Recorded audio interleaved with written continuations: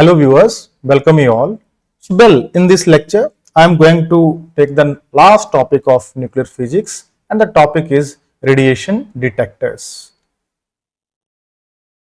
Radiation detectors, right?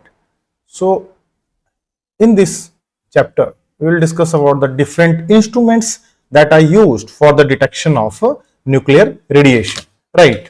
So, in the last lecture, I have discussed about the different nuclear radiations and particle that come out of atomic nucleus. We know very well they are alpha particle, beta particle, right? Gamma rays, proton, neutron, deuteron, etc. Right. So if we want to detect the presence of these radiations or particles in a medium, then we need an instrument. That instrument is known as a radiation detector, right?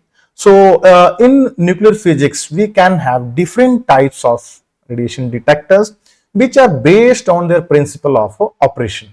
The first category is the type of detectors that are based on the production of ionization in a gas. So we call them as gas filled detectors, right?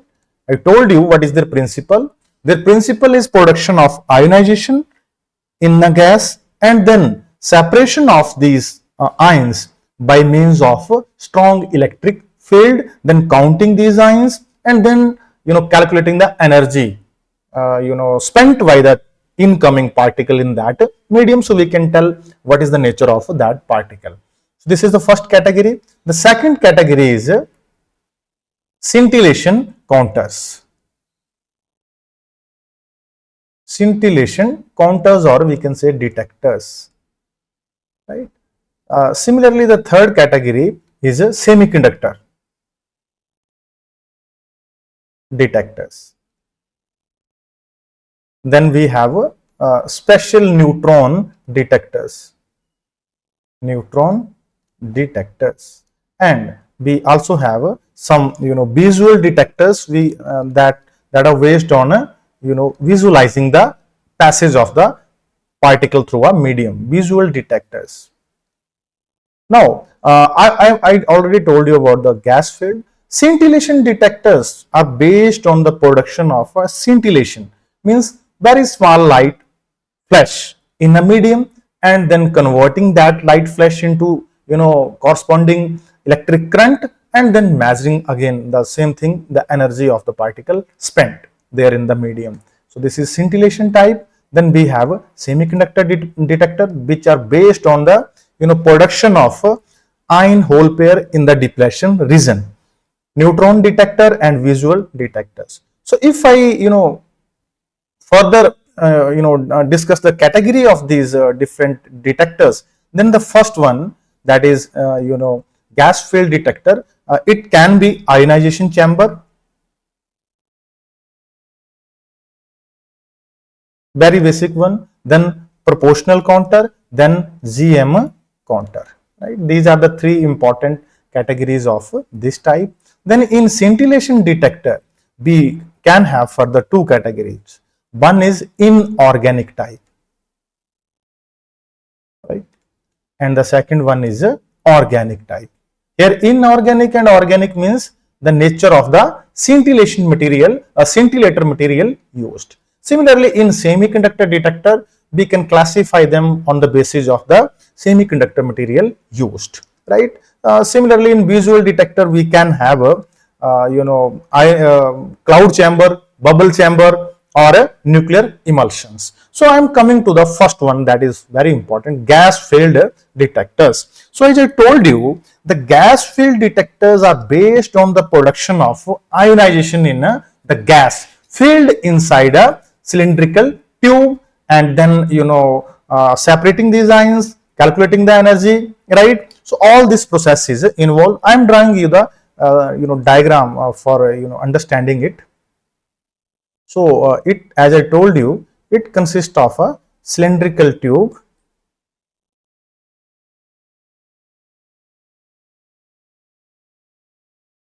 right? This cylindrical tube has a central wire, right? that is acting as a anode. Then we have this you know surface of the cylinder is acting as cathode, right? We have applied a source of potential here, then this terminal is grounded, right? So here we are going to apply a resistance. You can see here, this is, I told you, anode, buyer. This is cathode cylinder, cathode of the cylinder, cathode, right?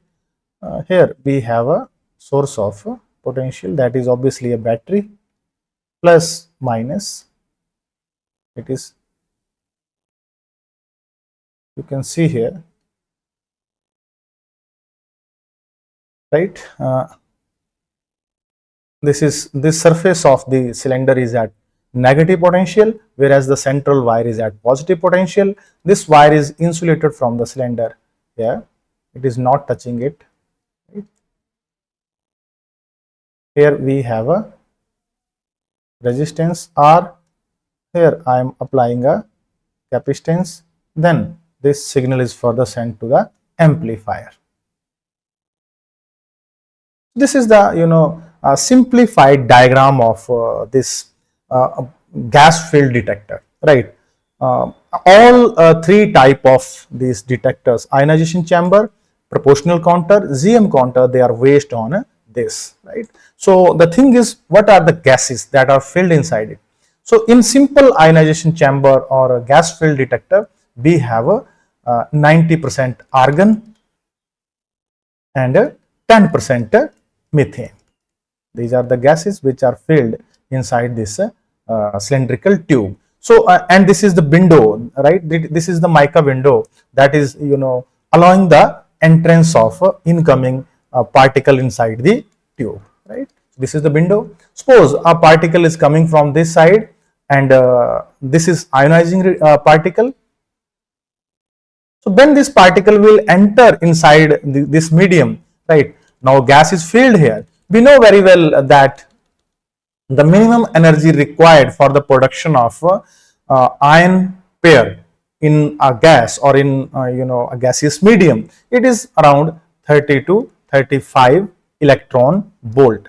So depending upon the energy of incoming radiation or particle, the ion electron pair will be produced inside this tube. So when they are produced here, obviously the positive ions will try to move toward this side, right?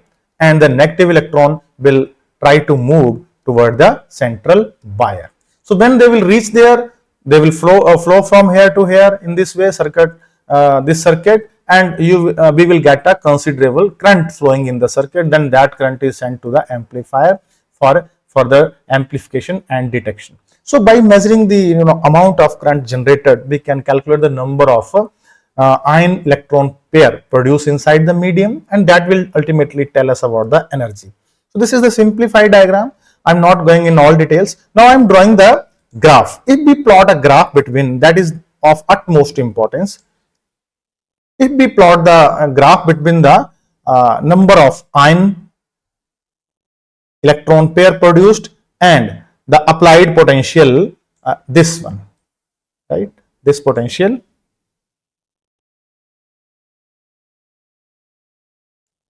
I'm talking about this potential, applied potential. So if we plot a graph between this B, right, and log of E, n is the number of ion electron pairs, right? So if we plot a graph here, then we will get a graph of the type.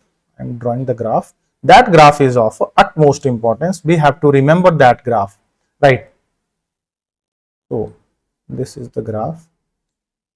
Again, let's take it.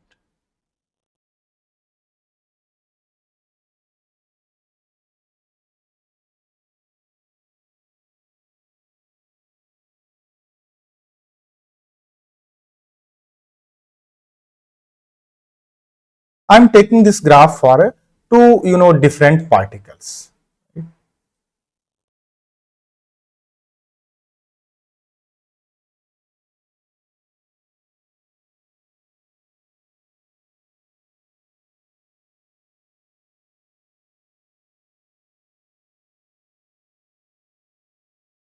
then we have,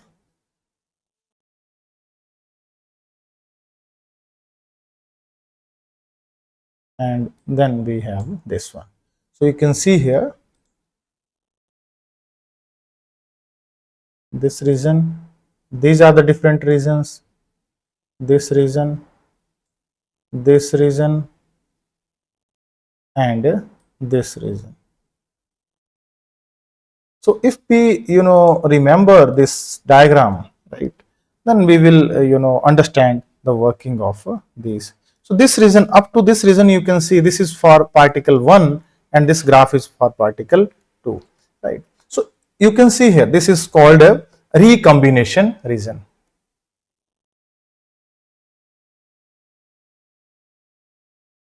This is called a ionization region, IR.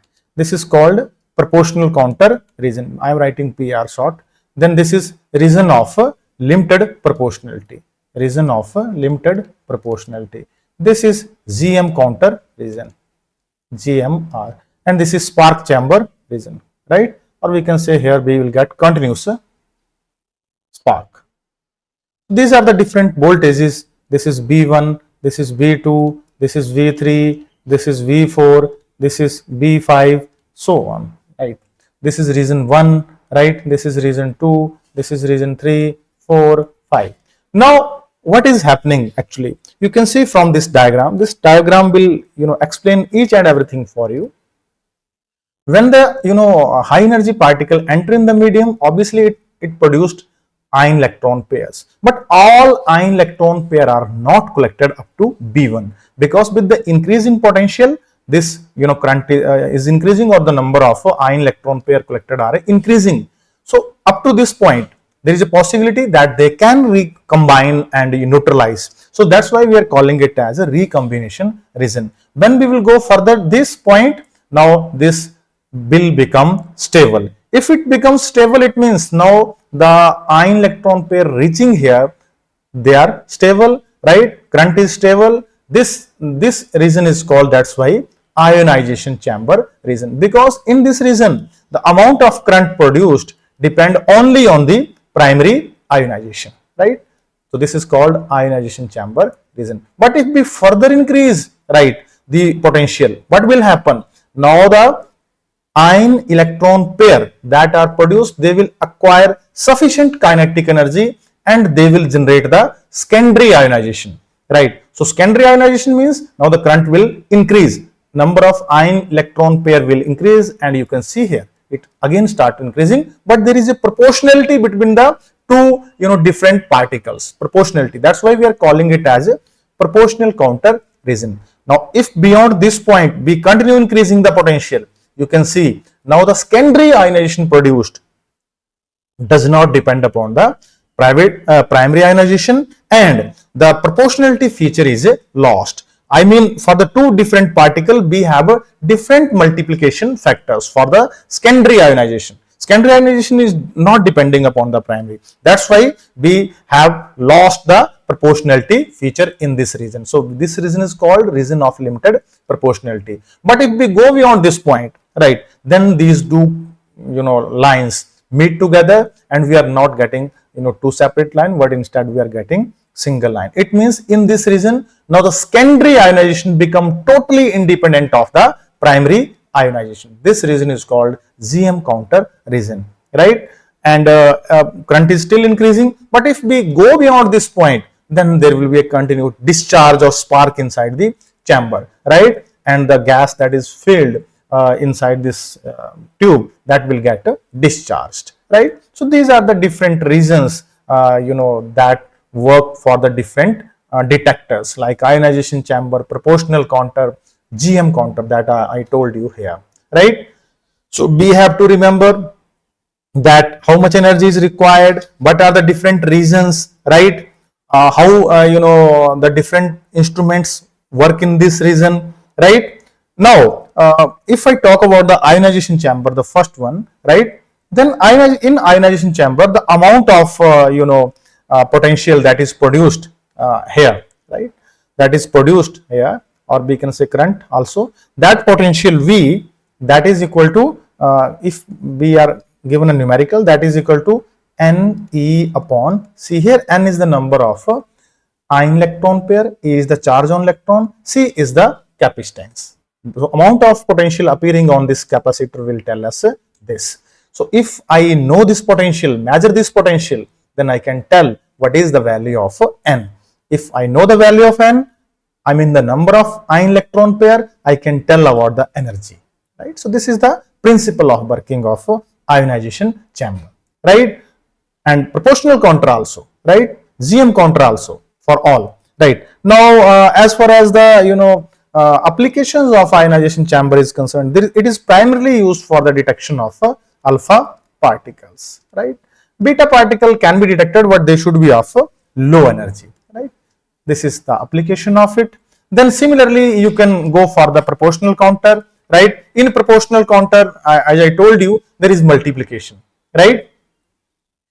And production of secondary ionization, right? This is the proportional counter reason. So here I mean the primary ionization, suppose primarily 10 ion electron pair are produced, but due to the high potential they will multiply and they 10 will convert into 50 or 60. So we have a multiplication factor, right? So that reason is called proportional counter, and that instrument counter reason, and that instrument will be proportional counter, right?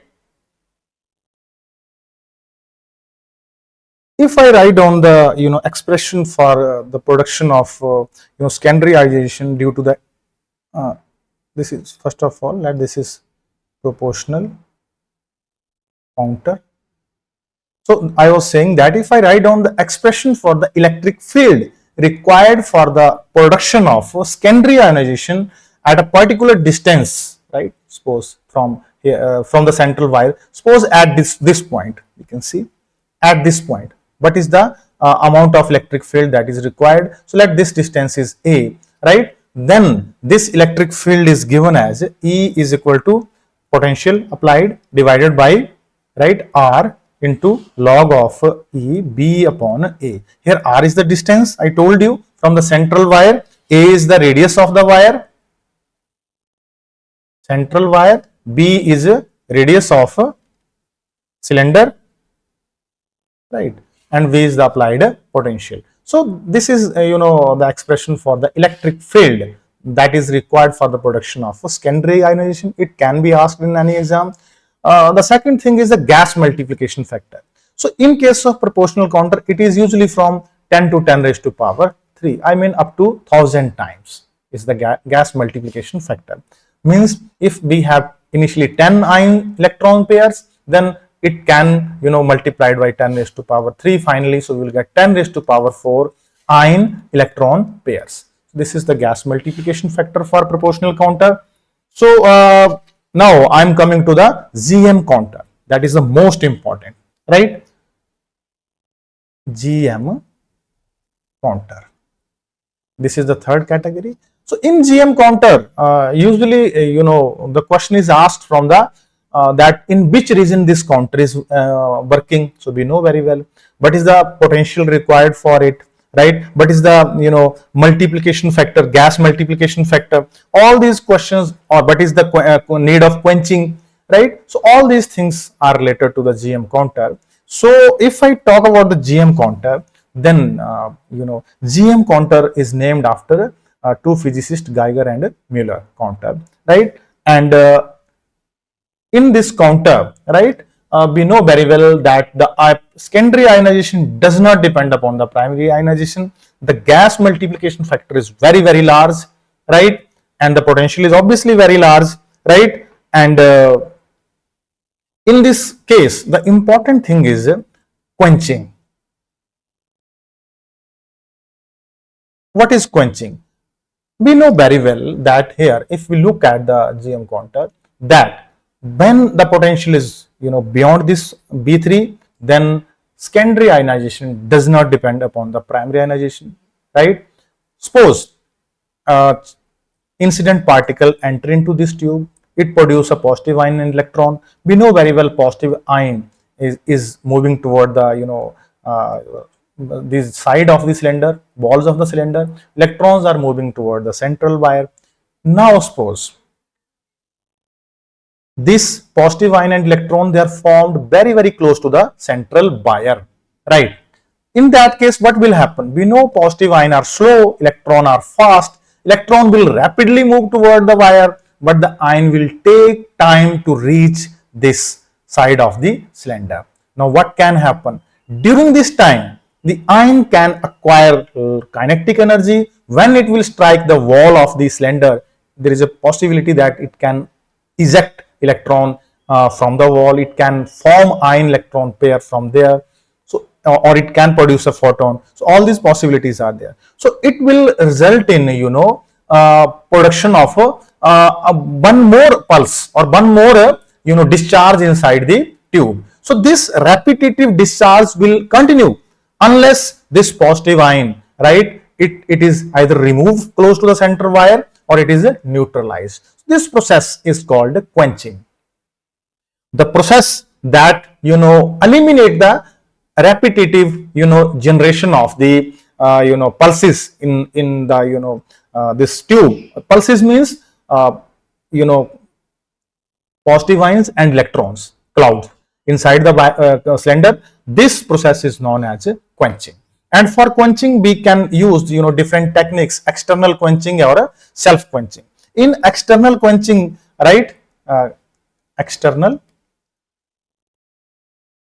and internal. In external, we use a very large resistance, right, connected with the tube. In internal, we use a suitable mixture of gases, right, inside the tube, so that the chances of the production of multiple counts or multiple avalanche of charge electron, charge ion and electron is eliminated, right?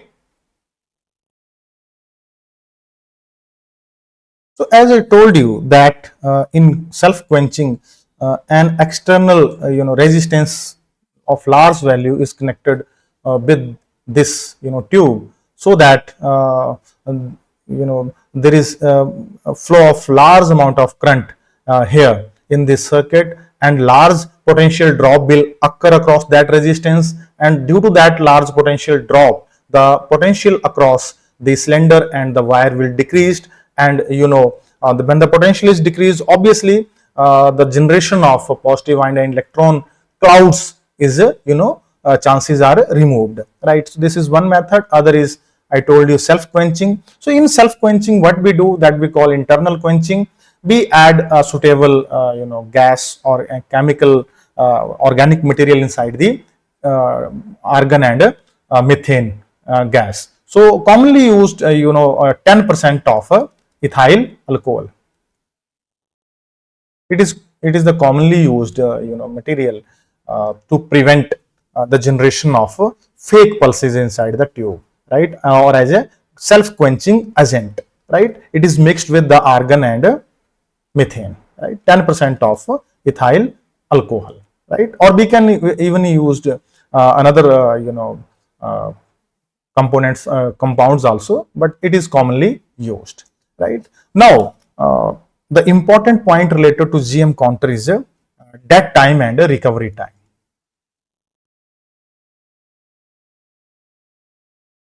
So dead time is the time during which the counter is dead. Dead means now it is not able to record the further incoming pulse. Why? Because the positive ions have not moved away from the central wire, right?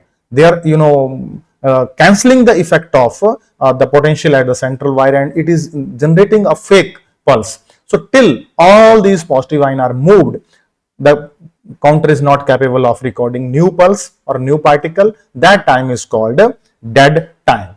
And the recovery time is the time after which the counter become capable of recording new pulse or new particle, right. So we call that as dead time and recovery time, right. And they are of the order of microsecond, right. Dead time and recovery time are of the order of microseconds, right. If we have a t as the dead time of the counter, dead time, and n naught is the count observed, in amplifier.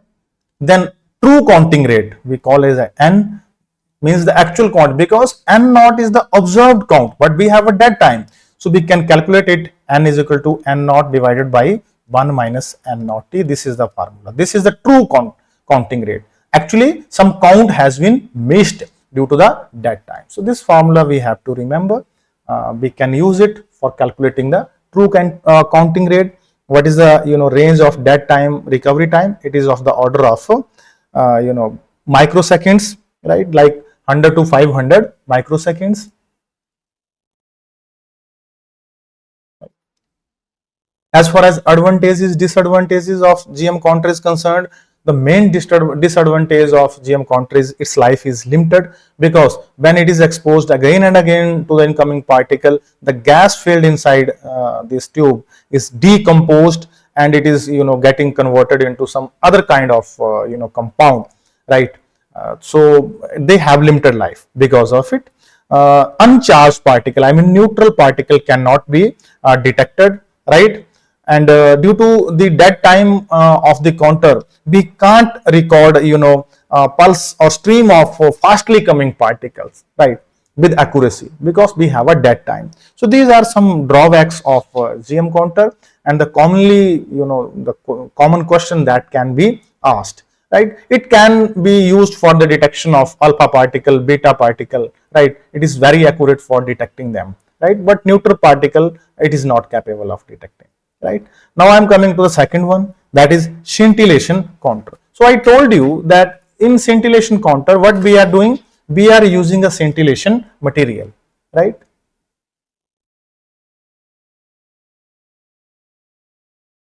Scintillation counter is based on the use of a scintillator or scintillation material. The role of scintillator is to convert the incoming particles energy into a teeny light flash, right? This is scintillator.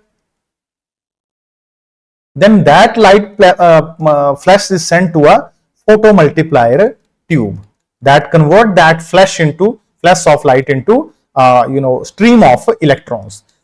Then this stream of electrons is sent for detection in the amplifier. So this is the process, right? Scintillator, photomultiplier tube, and then a amplifier or a recorder, right?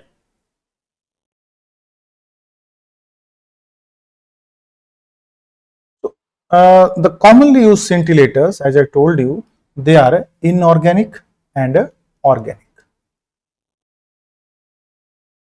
Inorganic constitutes sodium iodide, thallium activated, right, TL. This is the commonly used scintillator material for detection of gamma rays, right? Commonly it is asked. Then we have cesium iodide, same, thallium activated. Then we have other same type of material which are used for the, but they are the commonly used: sodium iodide, cesium iodide, thallium activated, and they are used for the detection of gamma rays. In organic, right, we have anthracene, then styrene, etc. Right. So these are organic. They are also used for the detection of particular type of radiations. This sodium iodide, thallium activated, as I told you, it is commonly used for the detection of gamma rays. Similarly, the second one that I told you, organic, anthracene, it is used for the detection of beta particles, right? This is about the scintillation counters. I told you about some important points. Now this one was that is neutron detector. So for the detection of neutron, the commonly used detector is BF3 proportional counter. BF3 filled proportional counter. We called it as BF3 filled. This is the gas that is filled inside the proportional counter. So this is commonly used for the detection of neutrons. So it is also asked in the exam that which type of counter is used for the detection of neutrons. So BF3 field proportional counters, right? So otherwise, if I talk about the visual detectors, questions are rarely asked from these, right? So the in all these detectors that I discussed, commonly question is asked from gas field detectors, right? These three categories, and in three categories also GM counter, right? So this is about the radiation detectors, and I highlighted some important points related to it. Um, there is less possibility of getting questions from this topic, but I covered it. So now this topic of nuclear physics is complete, and also the nuclear physics course is complete. We have one topic in this course, that was particle accelerators, but again the chances of getting questions from there are low, and if the question is asked, it is asked from cyclotron and betatron. So you have studied it right in the 12th class also. So I'm not going into all. So this is all about the course of nuclear physics. Now in the next lecture, I'm going to start solid state physics, right? So thank you very much.